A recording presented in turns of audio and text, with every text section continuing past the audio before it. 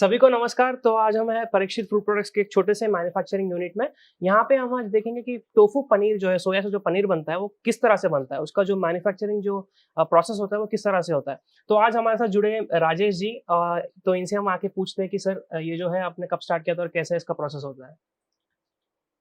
नमस्कार, मेरा नाम राकेश मुंगेलकर है। हमने 2018 में सोयाबीन प्रोसेसिंग यूनिट चालू किया था, जिससे कि हम टोफू बनाते थे। टोफू मतलब सोयाबीन प्रोसेस सोया पनीर।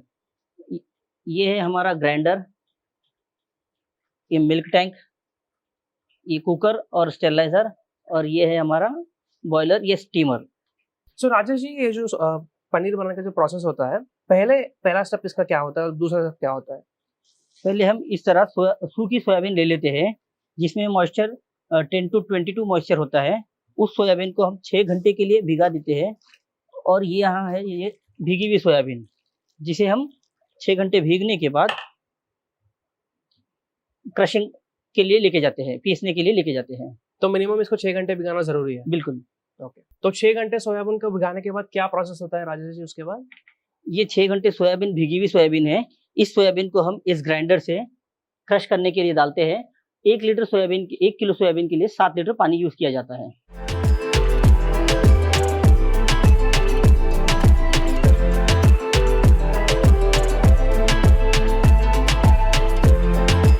तो अभी हमने सोयाबीन को जो है यहाँ पे मशीन में क्रश करके इस लिक्विड फॉर्म में यहाँ पे हमने ले लिया है।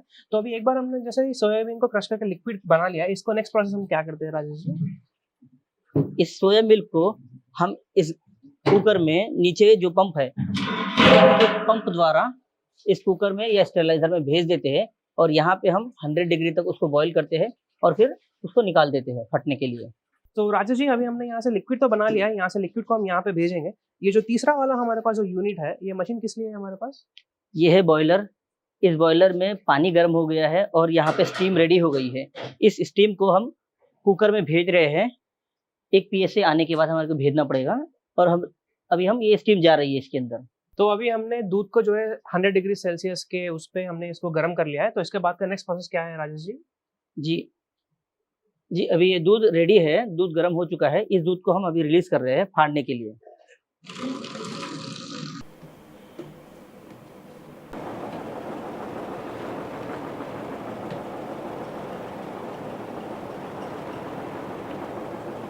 सोया मिल्क अभी रेडी है। इस सॉल्यूशन, ये निगारी का सॉल्यूशन है, इसको हम इस दूध में मिलाते हैं दूध फाड़ने के लिए।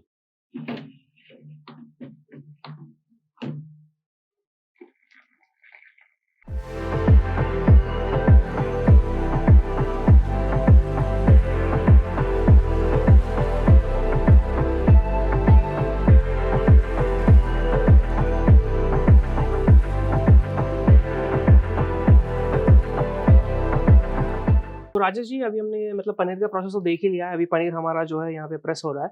तो जब तक होता है, एक दो चार सवाल है मेरे पास आपके लिए।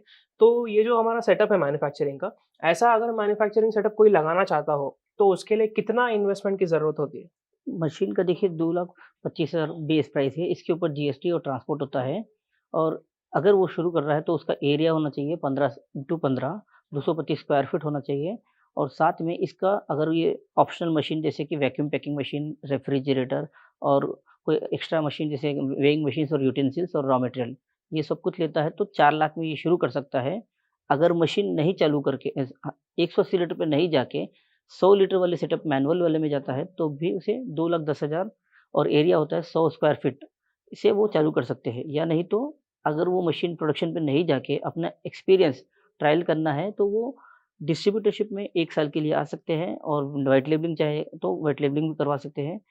इससे कि आपको है ना, अपना खुद का cost of customer acquisition free पड़ता है, और कोई लॉस फर्स्ट ईयर में आपको नहीं देखना पड़ता है। और ये जो हमारा प्रोडक्शन यूनिट जो आपने बताया है 2,50,000 का जो आता है 180 लीटर का, वो वाला अगर सेटअप मैं लगाता हूँ, तो मैं दिन का जो प्रोडक्शन कैपेसिटी है, अगर मेरे को पनीर प्रोड्यूस करना है एवरीडे, तो मैं कितना किलो मतलब पनीर उससे निकाल सकता हूँ? 180 लीटर वाले सेटअप में आप 150 से 200 किलो निकाल सकते हैं 8 से 10 घंटे की शिफ्ट में, और 100 लीटर वाले सेटअप में आप 80 से 100 किलो एक दिन की शिफ्ट में निकाल सकते हैं। और जो सोया मिल्क होता है, वो कितने लीटर हम निकाल सकते हैं? हाँ, उसमें हम 700 लीटर तक निकाल सकते हैं, और इसमें 1000 से 1200 लीटर तक निकाल सकते हैं।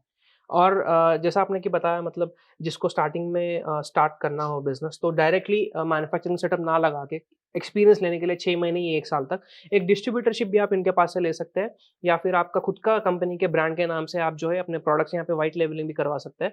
तो व्हाइट लेबलिंग करवाने के बजाय अगर आप डिस्ट्रीब्यूटरशिप लेते हैं, तो डिस्ट्रीब्यूटरशिप में जो मार्जिन होता है, वो कितना मतलब एक्सपेक्ट कर सकते हैं हम लोग यहाँ पे? हाँ, यहाँ पे वेरिएशंस हैं। 40% से लेके 70% तक की मार्जिन है, प्रोडक्ट्स के ऊपर है। जैसे पनीर के ऊपर है, वो 70% का मार्जिन है टोफू पे। हम 140 डिस्ट्रीब्यूटर प्राइस देते हैं और वो एमआरपी होता है ₹350।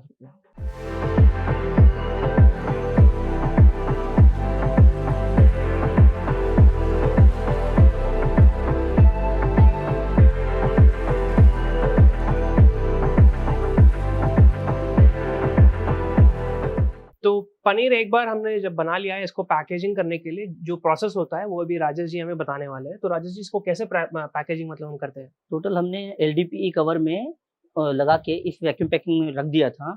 अभी यहाँ पे हम ये वैक्यूम पैक्ड हो गए हैं। ये अभी रेडी टू सेल है। ये इस पैकेट्स को आप डिपार्टमेंटल स्टोर्स में ढूँढेंगे, तो ये आराम से आपको ₹70 एमआरपी पे मिलते हैं। वीडियो देखने के लिए धन्यवाद। अगर आपको इस बिज़नेस से जुड़ी हुई कुछ भी जानकारी चाहिए, तो स्क्रोलिंग में और डिस्क्रिप्शन में हमारा वीडियो है। फ़ोन नंबर्स है, आप वहाँ पे कॉल करके इंक्वायरी कर सकते हैं। डिस्ट्रीब्यूटरशिप इन और रीलेबलिंग या नहीं तो बिज़नेस लगाने के लिए कुछ भी पूछ सकते हैं। हिट टीवी इस वीडियो को देखने के लिए धन्यवाद। हिट टीवी को लाइक, शेयर और सब्सक्राइब कीजिए।